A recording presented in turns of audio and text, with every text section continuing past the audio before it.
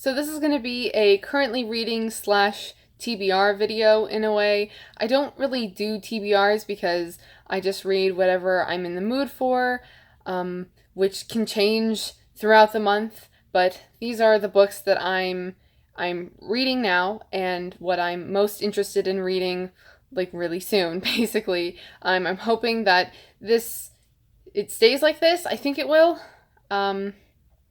So it's not a definitive TBR, but it's what I want to read soon. So the first book I have that I'm currently reading is The Miseducation of Cameron Post by Emily M. Danforth. I'm only 75 pages into this. This is split up into like 3 parts, I'm pretty sure. So I've only read like the first part, and then the rest of the book is just split up into 2. So this is about Cameron Post, who is gay, but she hasn't really told anybody, and she's still discovering who she is and what her sexuality is. And it starts off actually. This is a YA book, but it actually starts off when she's like 12, about to turn 13, which was really unexpected when I first started it because I thought that she would be like in high school already, at least 15. But more along the lines of like 16 or 17 is what I thought. But it actually starts off when she's 12, almost 13. And so she's discovering her sexuality, and then her parents die in a car crash. And then she is being taken care of by her grandma and her aunt. And her aunt is really religious, and I'm only at the part where her parents, like the first part that I've read is her, discovering things about herself and basically falling in love with her best friend.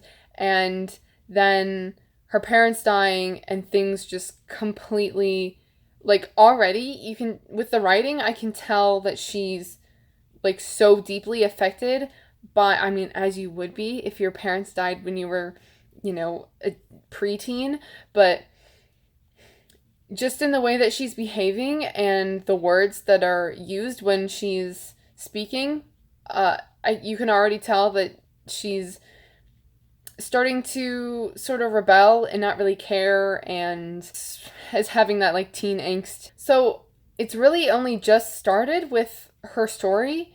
I think that this is going to pan out in like a number of years, the overall storyline, because I looked at like the sections for the next parts, and the next one is like high school, 1990. Oh yeah, it takes place in the past as well. Sorry, I forgot to say that. 1991 to 1992, and then the third part, which I'm gonna try to find, but I don't know where it is. Takes place in like within the next couple years after that, but as part 2 is like labeled high school, part 3 is, I found it. Part 3 is labeled God's Promise. And this is like a 500 to 600 page book.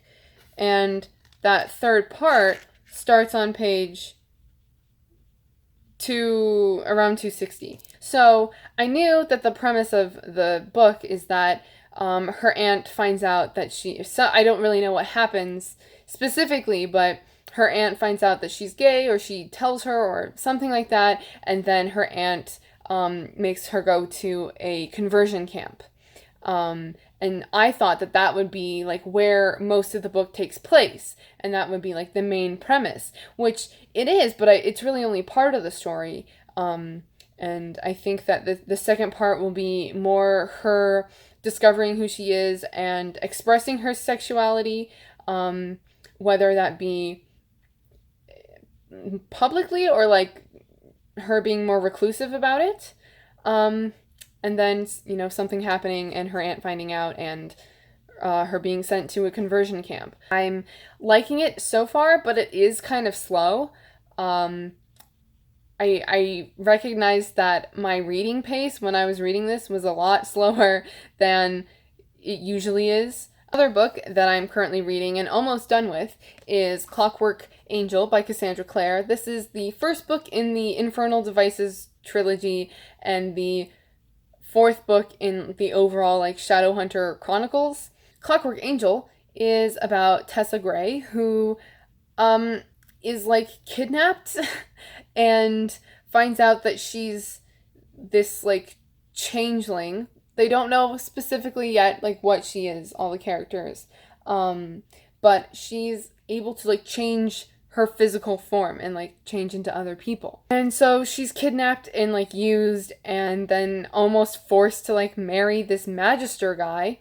But then Will Herondale, a shadow hunter, comes and saves her, and then she's part of this shadow hunter world now, even though they don't really know what she is yet.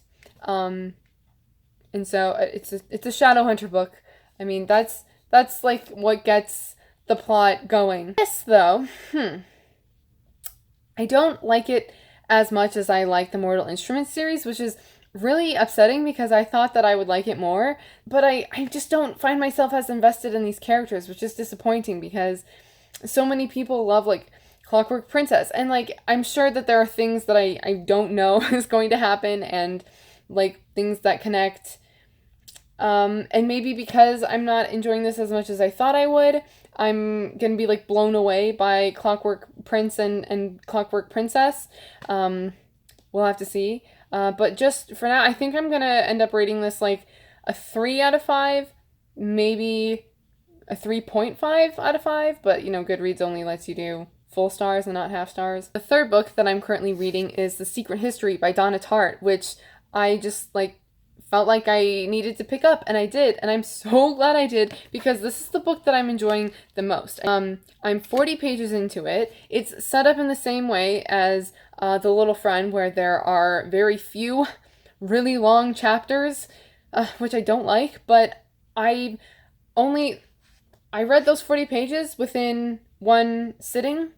So I only read it one day, and I know as soon as I pick it up again, I can just spend the rest of the day reading it, which I'm so thankful for because I know that that's exactly opposite of what happened with The Little Friend, and I'm really enjoying. I mean, I'm only 40 pages into it, but it still has that potential that it had beforehand with just knowing about the premise of being a favorite book of mine.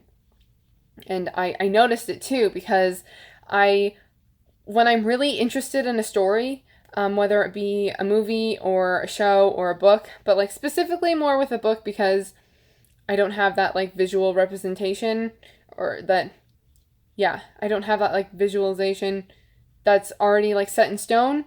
I just I'm really into film, so when I watch movies, when I read books, I tend to picture them really cinematically, in my head, and I will think about the way a scene could be set up in a film, and I think about the lighting and costumes and directing and things like that when I'm reading a book, and I think about the characters a lot, and so that's what I started to do, and I noticed it when I had to stop reading, and I noticed I was thinking about the characters, and I was like, oh wow, I'm only 40 pages into it, and I'm already trying to wrap my head around who the characters are, and I want to know more about them and things like that. Secret History is about, I'm still trying to get all the names in my head too. The main character is Richard, I'm pretty sure, and he starts school, he starts college, and he took Greek. He took 2 years of Greek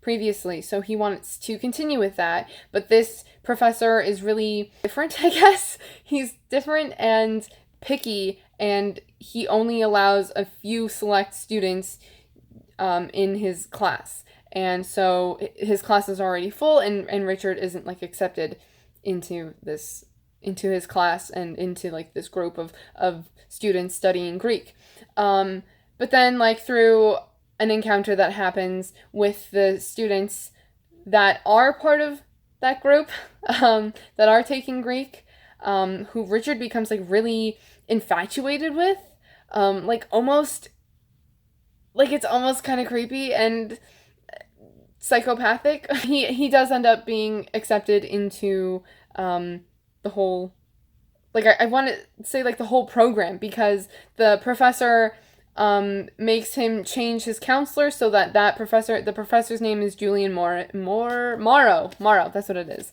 Like tomorrow, except without the two. So Julian Morrow, the professor, he makes Richard switch his counselor so that it's Professor Morrow, and so that all of his classes, he has to drop all of his classes and then register into all the classes that Julian Morrow, like, teaches.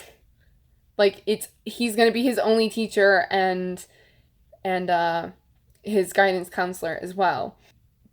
Part of the main premise is that Bunny, whose real name is Edmund, but for some reason his nickname is Bunny, he is killed. Which is not a spoiler. It's literally, there's a prologue, it's 2 pages, and it's that they killed Bunny, but you don't really know why, and you don't know how they got to that point. And so that's what the book is about. But I was just telling you more about how things are initiated. And yeah, I'm really liking it. It's really interesting, and I can already tell that it's, like, I hear a lot of comparisons to the TV show How to Get Away with Murder.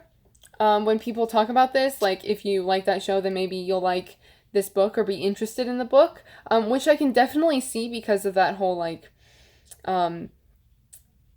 being part of, like, this elite group. I'm just really interested in seeing how the professor is gonna influence the way that they think, and already you can tell that they think of themselves as, like, higher than the rest of the students there, and, you know, I want to get to know the characters more, especially because I'm having a hard time, like, differentiating between the, 6 main characters that are the students. Yeah, I'm being very confident, and I have a lot of high hopes for this.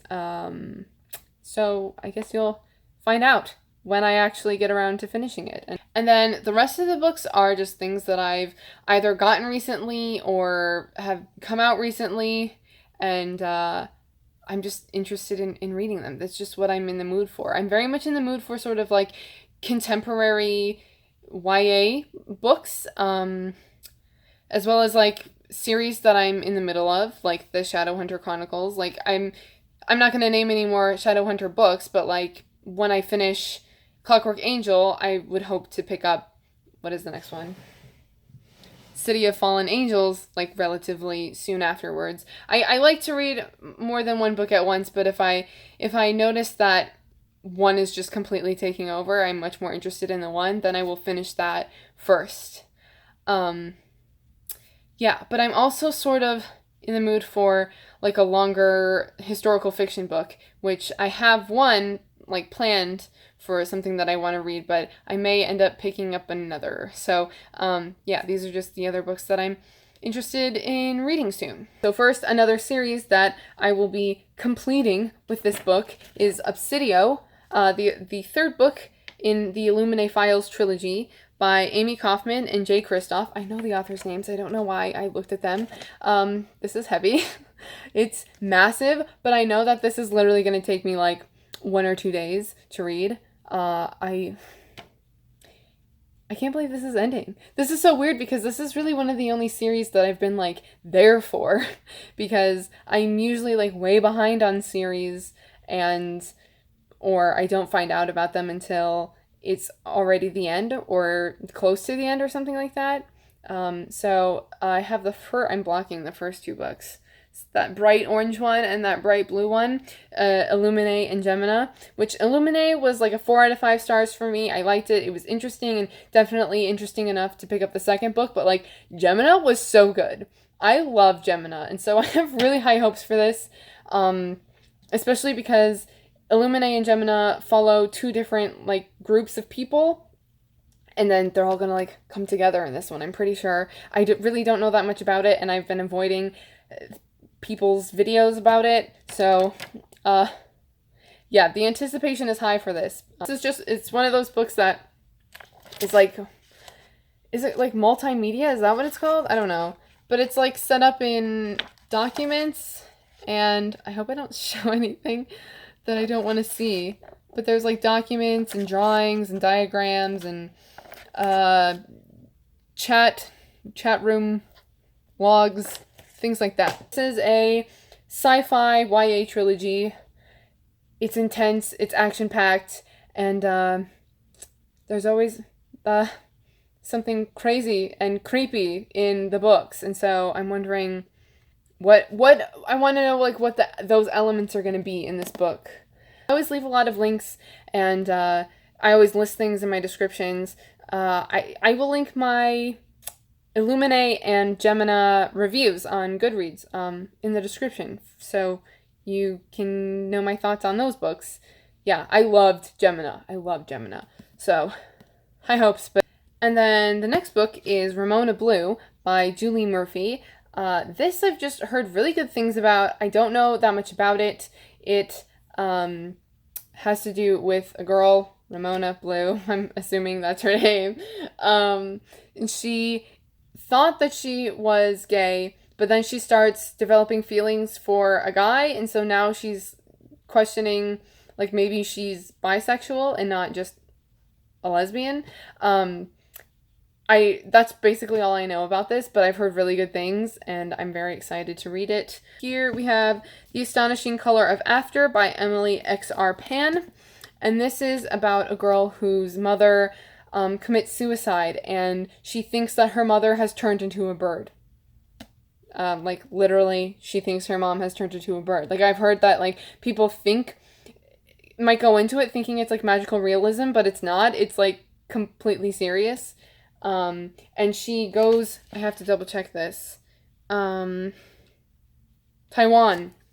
She goes to Taiwan to meet her mother's family and learn more about her mother, and yeah, it's about her, like, dealing with this and coping and mourning the loss of her mother. And then Emergency Contact by Mary H.K. Choi is the other sort of, like, newer release. I know that these last two have been, like, everywhere on BookTube, especially with the, like, BookTube community that's on the younger side or, like, into YA books. So, I'm a little late, but this is actually, like, the earliest I've ever been with a lot of newer releases. So this is about Penny and Sam, who meet once and they exchange contact information, and then they basically form this relationship just through, like, texting each other. And actually, I didn't even... Okay. So it's not, like, it's set up normally.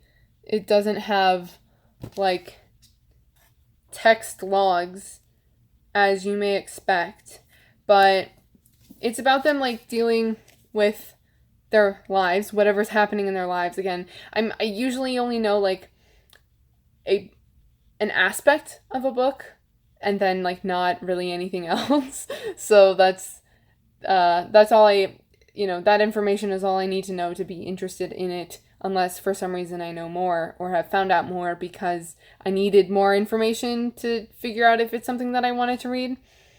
If that makes sense. Penny and Sam exchange information and develop a relationship.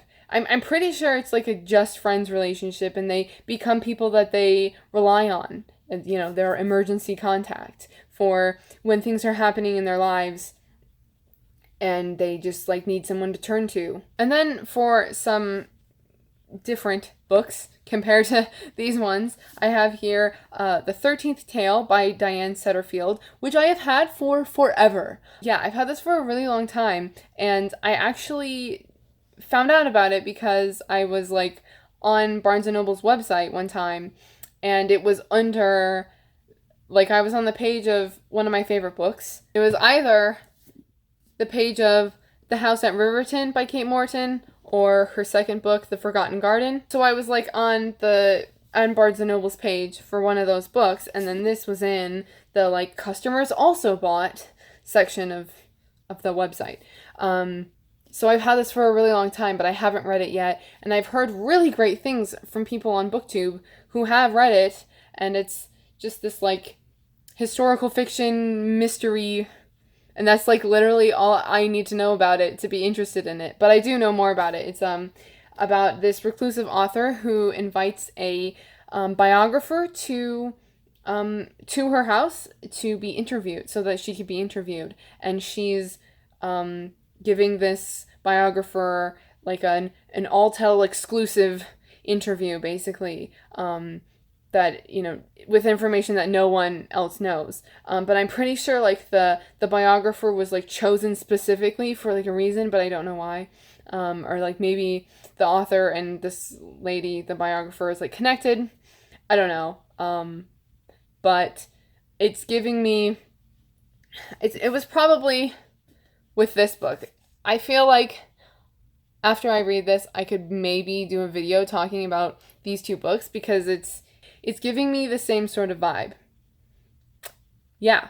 And so actually, since I was just holding that up, I still have 2 of Kate Morton's other books to read. She has 5. She has a 6th one coming out this year, and I've only read 3, yet I say she's my favorite author.